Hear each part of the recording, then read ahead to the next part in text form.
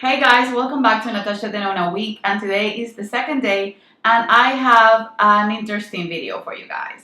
Since I love my Natasha Denona eyeshadow palettes so much, and I don't think that I would get rid of any of them except for one that I'll be talking about in a minute, I decided to challenge myself and think if I had to declutter 5 Natasha Denona eyeshadow palettes from my entire collection, including the 5 pans and minis and any size, it doesn't matter, then which 5 I would declutter. It was hard, but it wasn't as hard as I thought it was gonna be. So if you wanna see the 5 palettes that I would declutter from my collection, I wouldn't, but if I had to, these are the ones that would go first.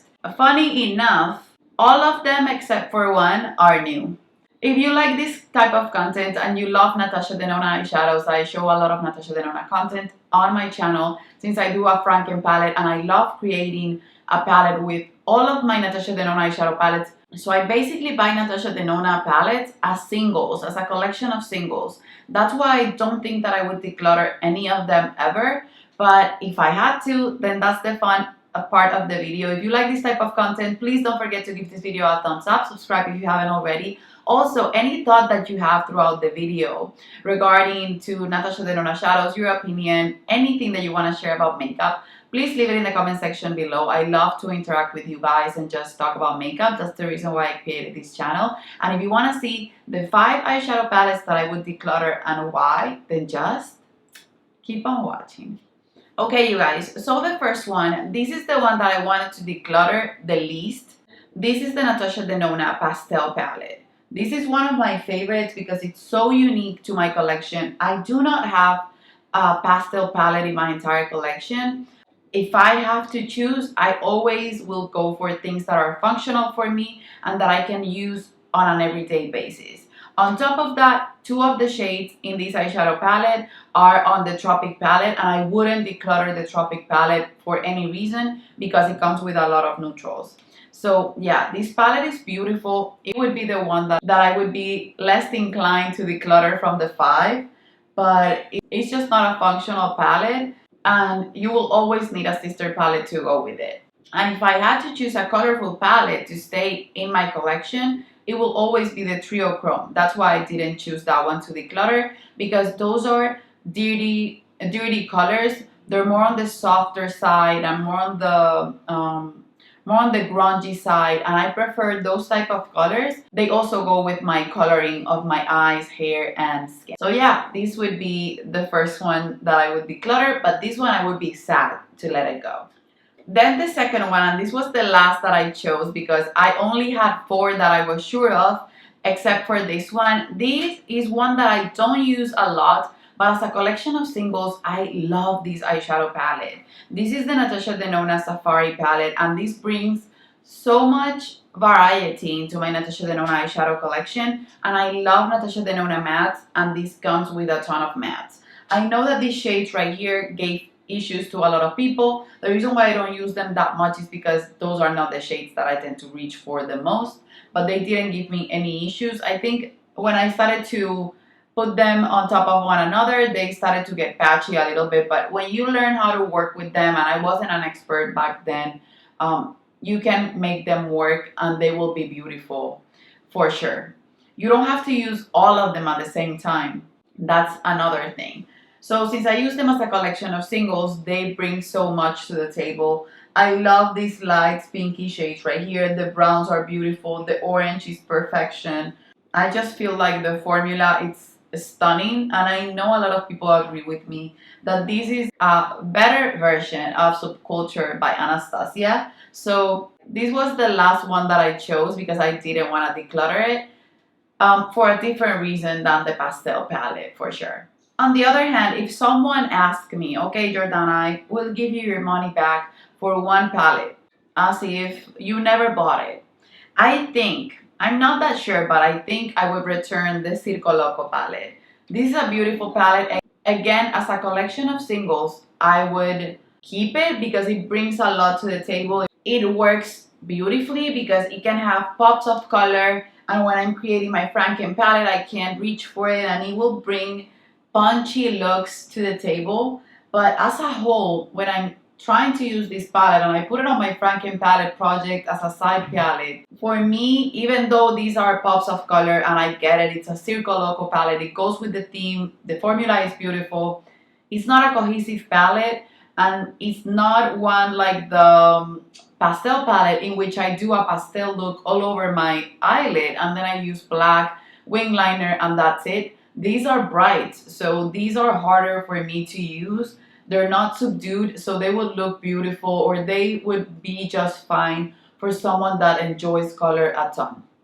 This is one of my latest additions to my Natasha Denona collection. I grabbed it on the sale, Black Friday sale last year, but I just think that this would be the only one that I would return if I could. Not because it's not good, because all of the Natasha Denona eyeshadow palettes that I own are great. It's just because of the color scheme. It never called my name, and I bought it again as a collection of singles.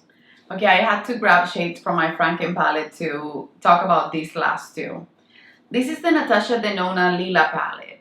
And even though I've had all of the $129 eyeshadow palette collection, I didn't have this one or the Circo Loco, and there's a reason.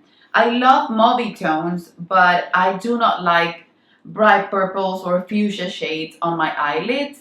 And this one, even though it has a beautiful array of bridal shades, like this one's right here, and then it has this gold with a hint of with duochrome pink to it. I don't know this palette that much, so it's easier for me, or it would be easier for me to declutter it.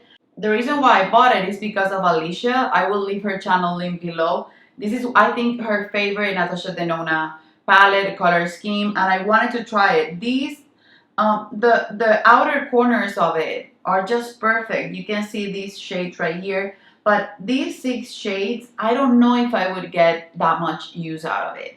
That's the only reason, and it has a lot to do with me not knowing this palette that much. And if I had to sacrifice the rest of them that I'm crazy obsessed with them, I wouldn't sacrifice any of the others for this one, because I don't know if the quality is as high as the rest of the eyeshadow palettes from Natasha Denona that I own. Then last but not least, I have the Natasha Denona Blue Purple, or Purple Blue. I don't really know the name. And the one that I have, that was my first Natasha Denona purchase, was the Green Brown palette. And that one has about 10 pans that I've hit so far on my Franken palette, not knowing that I was hitting pan on the Green Brown palette. So I tend to reach for those shades. I don't know this one as well. And I've been using the middle shade, which you guys know looks a lot like me. It's one of those shades that it's easy for me to use. It's sort of like an orgasm type of shade. You can see it right here. So beautiful. Pinky with gold. Peachy pink with gold. Those are my shades. And all of these shades right here are beautiful and I would use a ton. But the blues are not my type of thing. The silvers are not my type of thing. So even though I guess I would use it, if I had to choose between this one and my other palettes, not knowing this color scheme that much, and not really loving bright purples or bright blues, then I would have to let this one go. But honestly, you guys, the only one that I would be super sure to let go would be the Circo Loco palette, and that one brings a lot to the table when it comes to my collection of singles. I adore my Natasha Denona palette so much that the only reason why I did this video is just for the sake of it, just for fun.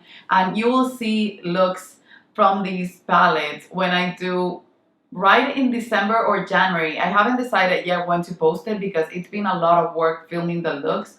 When I'm gonna be filming a look with each and every single one of these palettes for I think it's 16 to 18 days straight. So you will see me talking more in depth about these palettes when you see me creating the looks with them.